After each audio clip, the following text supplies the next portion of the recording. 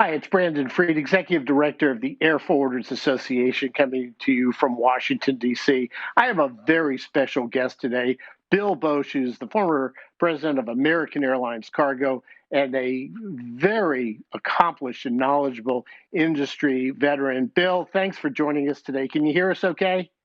Yes, I can. Thank you, Brandon. Fantastic. Well, Bill, you have, as I said, an extensive background in this business. You got started early on, and you've been with some names of old, but some big, well-established companies. I remember you telling me that you had been with Seaboard World Airways. You were with Flying Tigers. I think you were with Pan Am as well. And then, of course, I think you were with Emory and of course, American Airlines. It's quite an extensive career. And then DHL, as you know, also. Let's start off with your experience with American Airlines Cargo, because that's where I remember you at the most.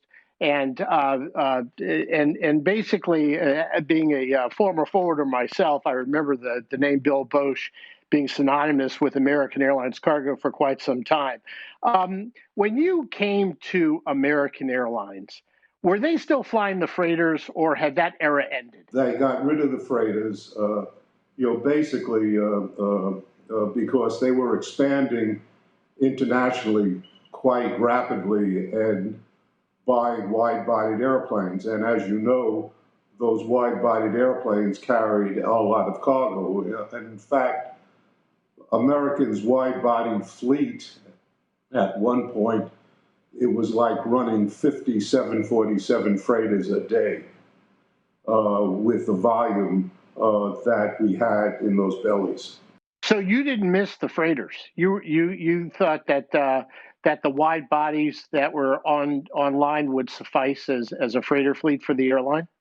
Right, right. Is the whole purpose of any business is to make money. So therefore, the more cargo I put in the bellies of the passenger airplanes is the more profitable American Airlines was. You didn't have the overhead to pay for of operating those freighters. Right, right. And as you know, is the most profitable thing you put on an airplane is the last thing. And we figured out 17 pounds of cargo equaled the profit of one passenger. So back then, Bill, when you first got over to American, what were the FedExes and UPSs doing at that point? Had they been well established on the air side of the business? Yeah, then they started to become well established. I ran into them first when I was with Emory. As you know, there was a big fight between Emory and FedEx at that point. Then FedEx got out of the Falcons and got into the 727s, and then they grew from there after some of the postal regulation laws were changed. So did you ever envision those companies growing to the size that they are today? And in fact, as you know, Brandon, I was one of the ones who basically said those companies will, in fact, take over the market because of the door-to-door services which they gave. Obviously, shipper demands have changed over the past few years. How have you seen that evolution? I mean, from when you started American, or even when you started back in the old days at Seaboard and Flying Tigers, how have things changed from a shipper's perspective? Well, then basically, in the cargo industry is an industry that is in constant redefinition. It has grown from putting a couple of packages on airplanes into a total industry. When we went from the narrow bodies to the wide bodies, then we went into the container business, and then from there you had FedEx come in and make things very, very simple. So even a small company can compete with a big company because you could get spare parts there overnight so you didn't have to have major spare parts distribution facilities all over the world. So that basically helped the growth. Is the one thing that the air cargo business didn't have, is the air cargo business did not have control of the market. Uh, Basically, it had to depend on the commercial shippers. Now, Amazon has gone another step because Amazon has both control of the logistics as well as control of the product. They just bought their first aircraft last week, correct? Well, as you know, they've been flying airplanes, and they started with AMCI charters, but then they went to CMI charters, and they have a couple of airplanes on order, and that was being kept under wraps pretty carefully. But last week, because of filings which they had to do, Boeing had to release that they bought their first airplane. Yes. Bill, let's talk about the 800-pound gorilla in the world in the room, and that's this COVID pandemic. Obviously, it's really changed things. And you know, we're seeing now that the passenger airlines, many of whom had been grounded, or much of their fleets have been grounded worldwide, not only here in the United States. And it seems to me they've come to the rescue. They've actually started to fly their passenger planes with boxes in the seats. Some of the airlines have actually taken seats out and they've been flying boxes. Is that a significant revenue generator for these airlines that are not flying the passengers now? Will that save them? Is it the economic lifeboat? It is a revenue generator, but as you know, then the infrastructure costs on these mega carriers are so large. Carrying cargo it isn't on a passenger airplane. It isn't going to really make much of a profit. And the market, as you know, is limited. So you know what I'm wondering about, Bill. I know, and you've been right in the catbird seat there. Traditionally, the cargo divisions of a lot of these passenger airlines have not had prominence.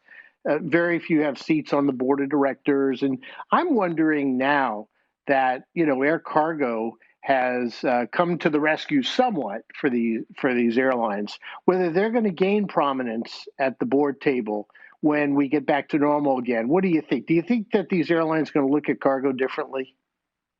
No, I don't. I think that the foreign carriers look at cargo much differently from the U.S. carriers.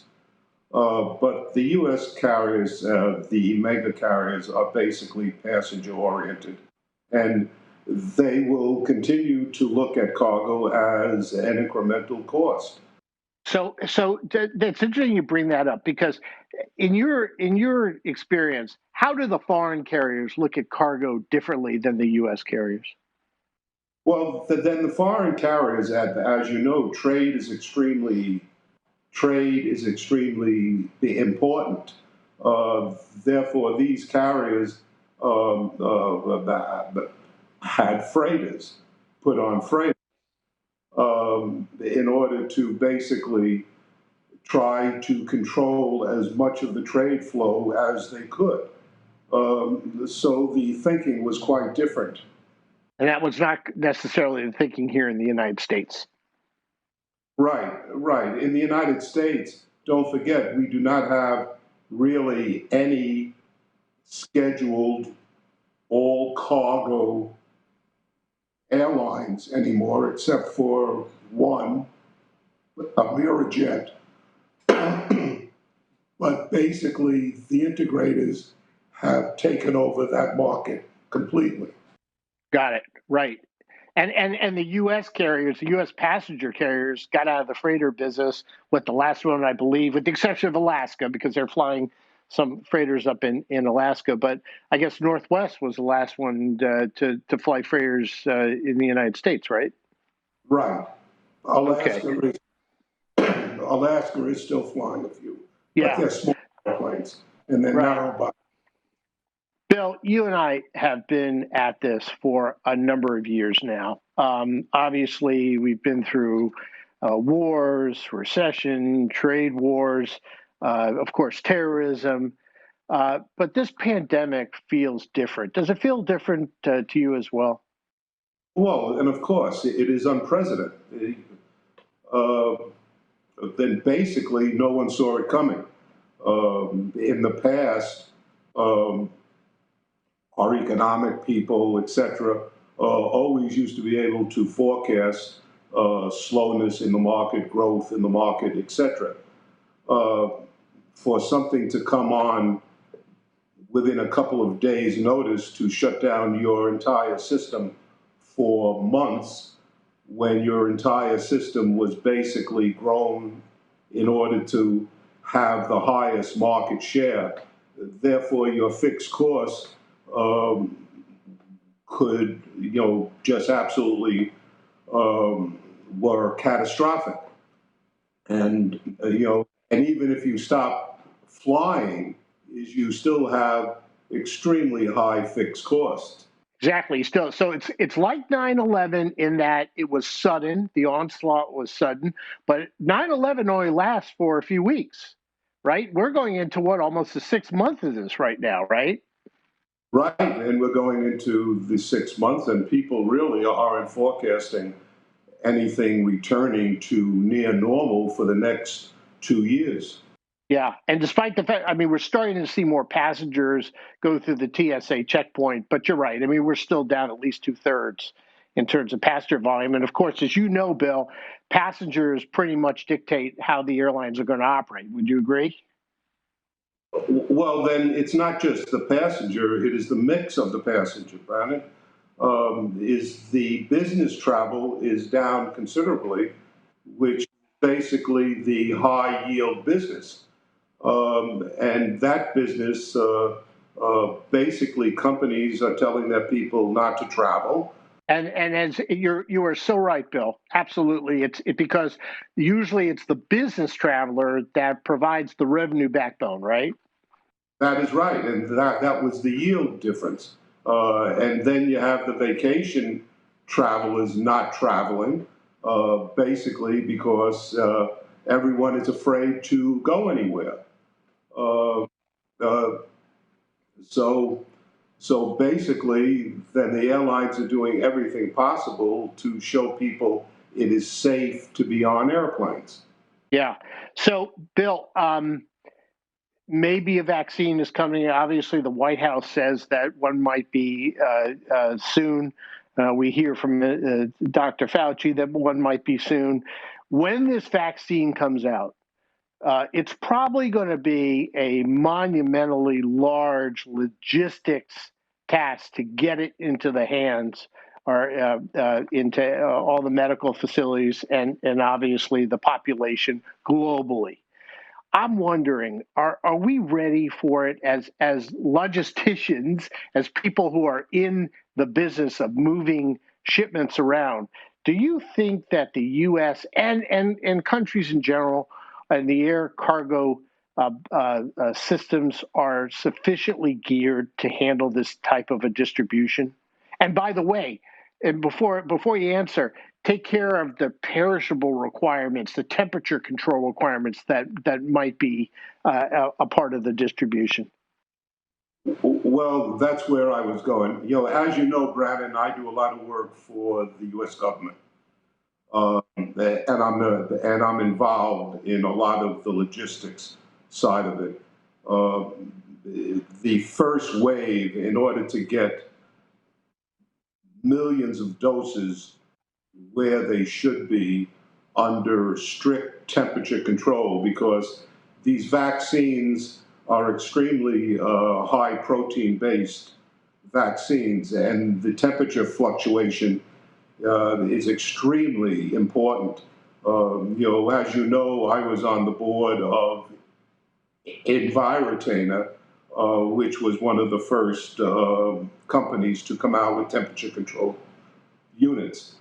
Uh, you know, but, you know, but basically the first wave or so, I do not think can be handled by the commercial industry, and I think that the military will be actively involved in supporting that movement. So, are you saying that maybe in addition to military aircraft, the conscription programs such as the Civil Reserve Air Fleet would be invoked to provide the lift necessary? Right. And as you know, IATA has a program, and I think there's only 3 carriers in the United States which are certified to carry temperature controlled substances by IATA. That is UPS, Delta, and Amerijet. I see. So, Bill, I'm curious about something. You know, we've got the integrators, and I know you don't speak on behalf of the integrators, and you're not part of their organizations. But you know, the FedExes, the UPSs, the DHLs, so you know, the integrated closed loop systems. They are so busy right now with e-commerce related traffic. Will they be able to put that aside, or do they have additional capacity to handle this, or do you think it's going to be much bigger than that? Oh, but I think it's going to be much bigger than that. And don't forget, these companies just can't uh, abandon all of their present customers. Right. Um, you know, so that's going to be a significant thing. And in fact, as you know, right now, people are scrambling in order to find cargo airplanes, and they can't. Not only do we have to worry about flying the cargo, but obviously it's going to have to be held in facilities that are temperature controlled. And then, of course, and this is something I wanted to ask you about, the last mile. I mean, everything depends on the last mile to the doorstep. Are we ready for that from an infrastructure standpoint? Yes, there are. I know of 3 plans which are out there, and each plan makes sense. Um, it is going to be it is going to be probably one of the most advanced logistics challenges that we have seen in the past since World War II. So you're bullish on this. You think we can get it done efficiently and meet the Oh, requirement? we can get it done. We can go to Mars and we can go to the moon. We could get it done. Okay, so let me ask you a question. We don't have a lot of time left here, but I just want to ask you a couple of questions. When we get back to normal again, and when the airlines start flying, and tell me what that's going to look like, and specifically, there've been a lot of furloughs. There's probably going to be a lot of cutbacks if Congress doesn't come through with the extra money. The big airlines are promising significant amounts of cutbacks. What is an airline going to look like? Well, then, but I think that you're going to see. I think that you're going to see a significant strategy change in the airlines. Is the major airlines' basic strategy than the marketing games which they gave was basically they wanted to be the biggest and have the biggest market share. So everything was basically driven on growth plans. I think that you're going to see a change of strategy. I think that you're going to see airlines focusing on long-term profit much more. That is why airline stocks have never been, shall I be kind and say, the greatest investments in the world for long-term investments. But I think that you're going to see a change of all of that, and I think you're going to see a significant change in the strategy. Even American Airlines came out last week and said they're not going to be as dependent anymore on a business, you know, on basically the businessman or businesswoman strategy. So it's going to be less of a growth strategy and more on a bottom line strategy. Right. I think that you're going to see. I think that you're going to see much slower growth. I think that you're going to see much more careful growth. I think that you're going to see airlines focusing on yield. I think that you're going to see an increase in price. That's all going to come about. So getting money in the door. Okay, before we let you go, because I know time is of the essence here, I'm really curious. What do you think about the role of the labor unions? Are they going to have as much of a role as they have had in the past? Labor unions in this country will always have a large role. The question is, can management and the labor unions come to the same conclusion that the end game is to make sure that the airlines are as profitable as they can be, and people are paid good wages, and the growth is steady, and you don't have mass furloughs every 10 years, et cetera, et cetera, et cetera. Bill, I realize time is of the essence and we don't have a lot of it left, but before we let you go there, we're going to have you back and we want to talk to you in a few months, hopefully when things get back to normal again. I'd like to hear your impression of what's going on, but you've recently written a book. Tell us about what's it called and how can we get it? It's called Tracks in the Sand. You could get it on Amazon. It's basically the military in the Iraq War was experiencing a 35% casualty rate on their logistics movement. So they asked me to put together a team and a strategy and implement that strategy in order to reduce those casualty rates. We were extremely successful, and we reduced the casualty rates to zero. Wow, that's amazing, and I'm sure we're going to want to read that, especially if you're in the freight transportation business. I'm sure you're going to want to get a copy of that. Bill Boesch, not only a very accomplished industry veteran with many years of experience and personally one of my go-to experts, but also if I could just add one thing, sure. All profits from that book will go to the Wounded Warrior. Wow, that's great. So all profits are going to the Wounded Warrior Foundation. That's quite a noble endeavor. Well, you're also becoming an American hero as well. Well, once again, Bill, I want to thank you for joining us today. It's been an informative session. I'm Brandon Freed, the Executive Director of the Air Forwarders Association, and we'll look forward to seeing you again soon.